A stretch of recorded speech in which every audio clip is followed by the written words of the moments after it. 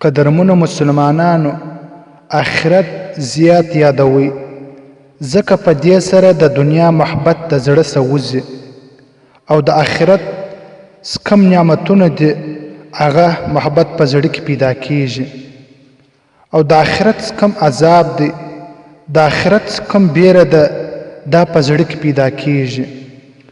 دا په سوچ سره پیدا کیږي چې کله انسان سوچ ولګوي چې زه خو آخر مرم، زما حاضري د الله جل جلاله و مخ ته پیښیږي او زما څخه یوه ورځ حساب کتاب کیږي. که چیرې زما حالت شو ما ته به الله جل جلاله غټ غټ نعمتونه به راکړي، ورنه که چیرې زما حالت ښه نه و ما ته به سخت سخت عذابونه راکړه کیږي. بیا د خپل نفس ووایه چې ای نفس ته د دنیا څخه کلونکی یې، دنیا ستا څخه پاتیږي او بیا په قبر کې ستا څخه سوال کیږي. ای نفس که چیرې ستا عمل شو تا ته به الله جل جلاله هغه ابداً ابدي نعمتونه به درکوي، ورنه سخت سزاګانې به ته خورې.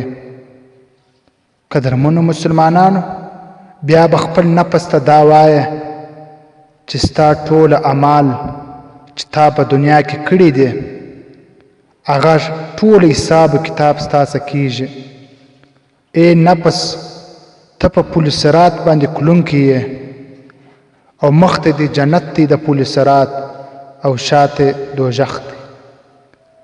داسې سوچ که همیشه انسان روزانه داسې سوچ کوي او دی به مطمئنه یې او د ده به اعمال ښه ګرځي، 24 ګنټې چې دی تیروي هغه به د سنتو مطابق تیریږي. الله جل جلاله دې داسې سوچ فکر موږ تاسو ته رانصیب کړي.